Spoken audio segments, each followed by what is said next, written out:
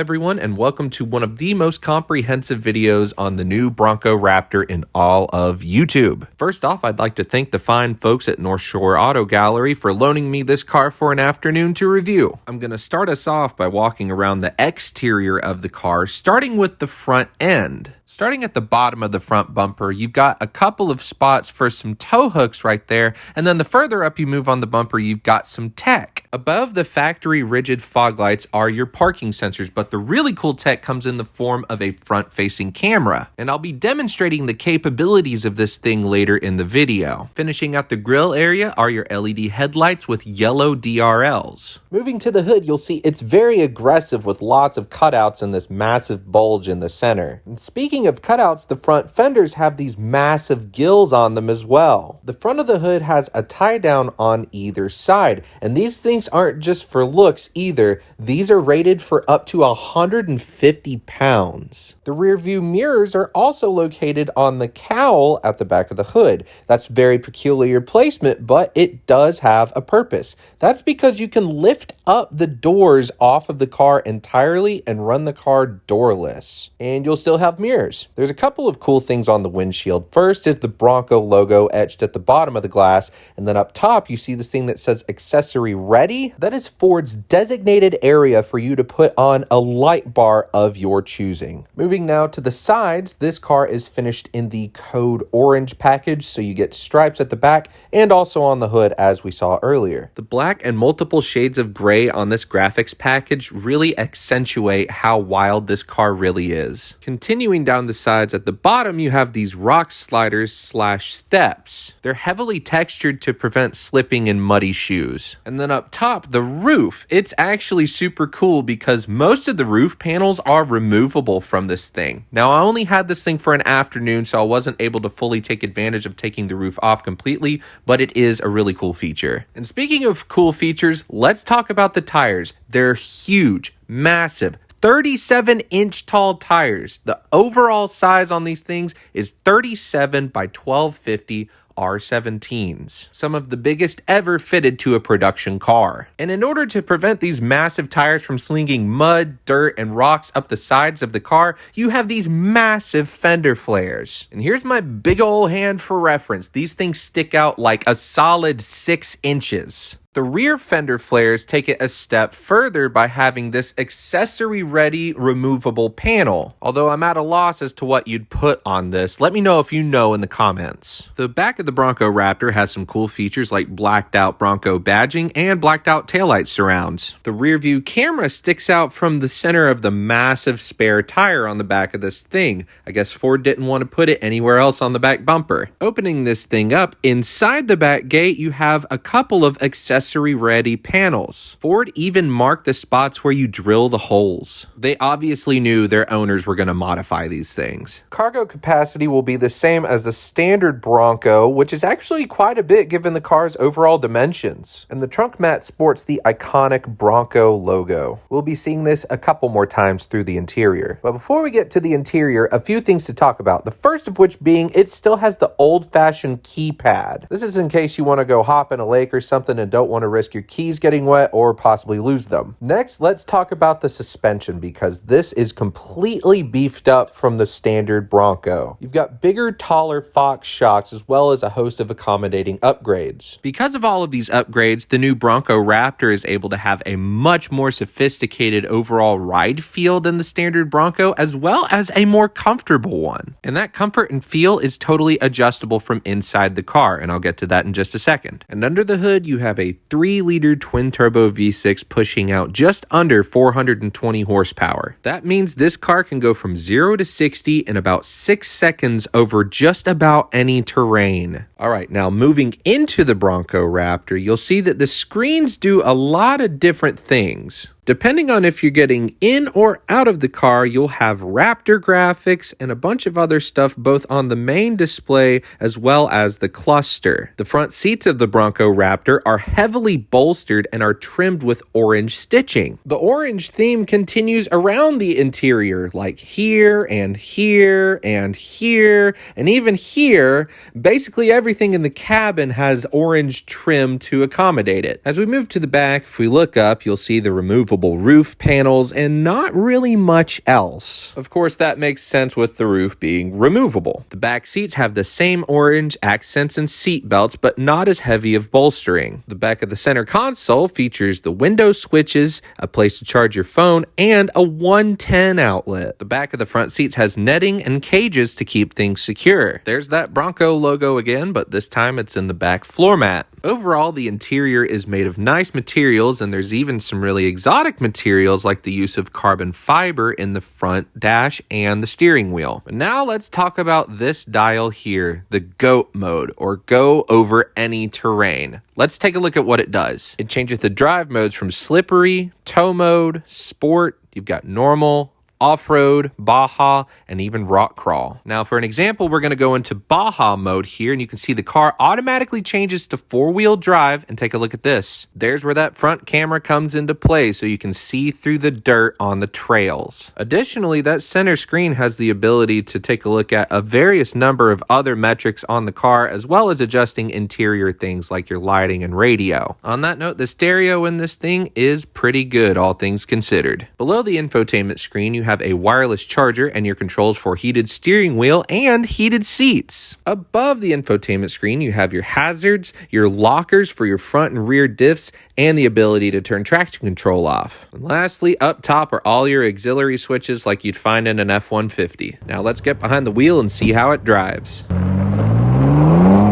Currently, I'm going down a very windy road, so we're going to be able to test this handling and also the brakes. Right off the bat, the acceleration on road of this thing is very impressive for what it is, beating out the standard Bronco 0 to 60 by several seconds, and that's quite impressive given this car's overall weight and whatnot. And you can hear it shifting down. This thing makes some incredible noises, and through the corners in sport mode, it's actually planted very nicely, and it gets out of them even better. Wow, it is wonderful. It does hang in the rev, so you do have to manually shift it sometimes to get it to get into the next gear, or else it's just going to be ready to go for you. The sport mode in this thing is always hyper engaged as to what you're trying to do, so it's going to keep the revs high for you as much as possible. Coming into this corner, the brakes on this thing are way better than the standard Bronco. Definitely an improvement. If I could say one thing about the standard Bronco's brakes, it would be that they're okay. You know, nothing to write home about, nothing like that, but these are absolutely fantastic. It definitely grabs a lot harder and really locks it down when it needs to in a very safe way. Like, I haven't felt like in danger at any point. This car is very controlled. All right, I'm gonna launch this thing, see how fast we can get to 60. Here we go.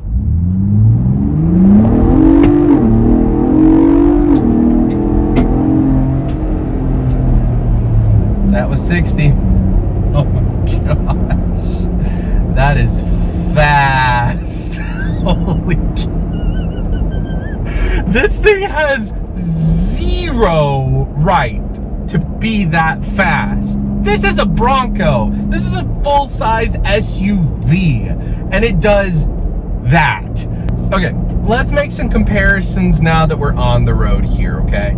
This compared to a Jeep Wrangler. We're probably going to want to compare the Wrangler 392 to this, since this is the Bronco Raptor. It's the more high performance oriented version of this car. So comparing those two side by side would probably be better. Yes, Jeep actually made these with a 392 V8 and a 0 to 60 time in 4 seconds, so it's much quicker than the Bronco Raptor. We're going to use a standard Jeep Wrangler for comparison. So what are the big key takeaways driving this thing on and off the road? Number one is that the Jeep Wrangler is going to knock you senseless off-road. It's just a matter of fact. It's the way that the suspension is designed. The Bronco Raptor has independent front suspension. That makes it way more comfortable than riding around with the suspension that you get inside of a Jeep, where it's on a frame, and that's a huge difference maker for a day-to-day daily driver like this. Personally, I think this is an amazing daily driver, and again, for the price, It better be. The wind noise in here is very minimal, especially when compared to a Jeep, even a hardtop Jeep. You can't hardly hear anything until you really want to get on the throttle with this thing and knock it down a few gears, and you can really hear that engine come to life. But yeah, just driving this thing around town, you really don't hear all that much as far as wind noise or even tire noise. Like, I've not really noticed a huge roar, and these are 37-inch BF Goodrich KO2 tires. They're knobby. They sound really, really coarse. If you've ever had them on your car before, whenever you're going over like 50 miles an hour, they just rah in your ear constantly. But with this, it's actually pretty well insulated. I would even compare it to about the noise level you get in like a standard F-150. All right, now I'm gonna go into my GOAT mode and turn it from sport into normal mode so it's a little bit more comfortable going back to the dealership where this thing is going to be. There's one thing that I don't really like, and it's just a matter of fact for almost any new car out there, and it is the auto start stop.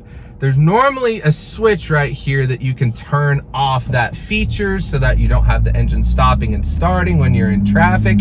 It's pretty noticeable in this one. It's not so much in the standard Broncos and the Bronco Sports, but in this, you hear the difference, and that's what's a little bit unnerving. I've been driving this thing around pretty much all afternoon, and it's been a little bit annoying to hear. But if that's my worst nitpick of everything so far, this thing really is doing a good job. Okay, next up is visibility. You can see pretty much everything behind me right here. You've got blind spots. Almost the exact same areas you're gonna have blind spots on a Jeep Wrangler. Hey, funnily enough, right?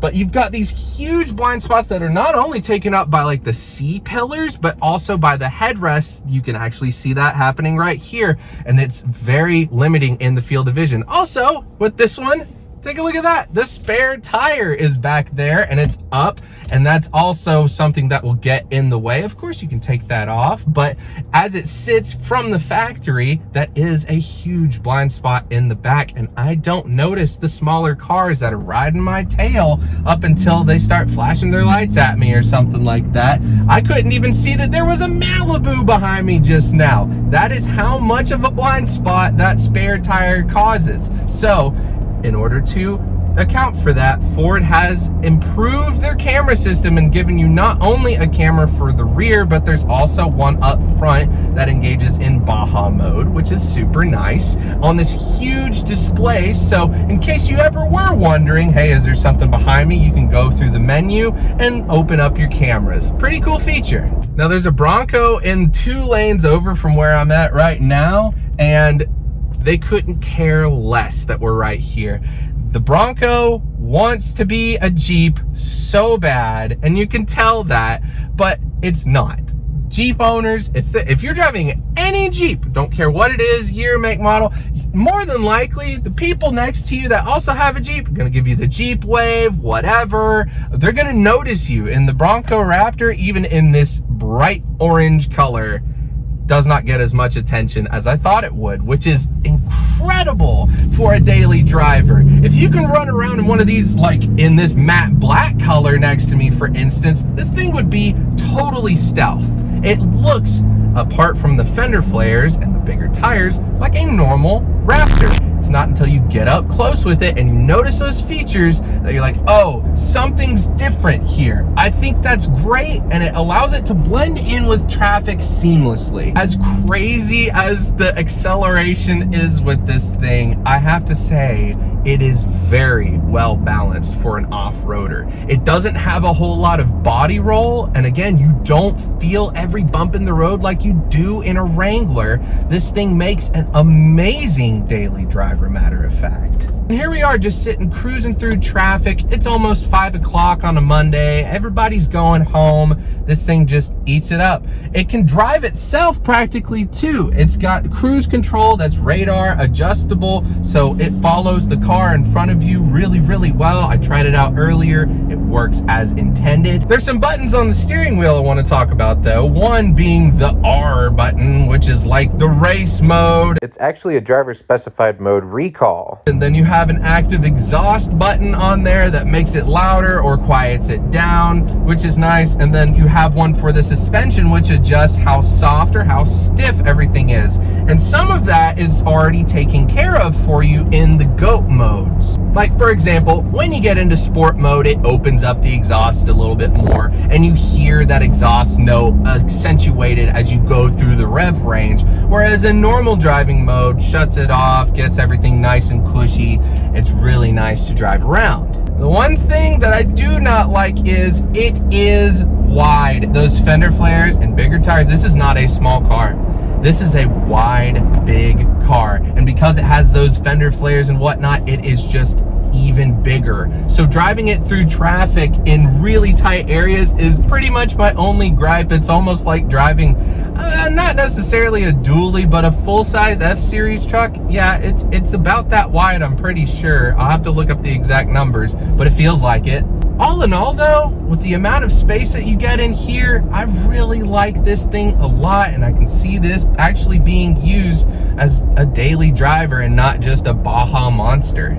And there you go. That was my comprehensive overview on the new Bronco Raptor. Thanks so much for watching, and thank you very much for subscribing. I just hit 20,000 subscribers, and I'm super stoked about it. In the meantime, guys, take care. We'll see you in the next one. Later.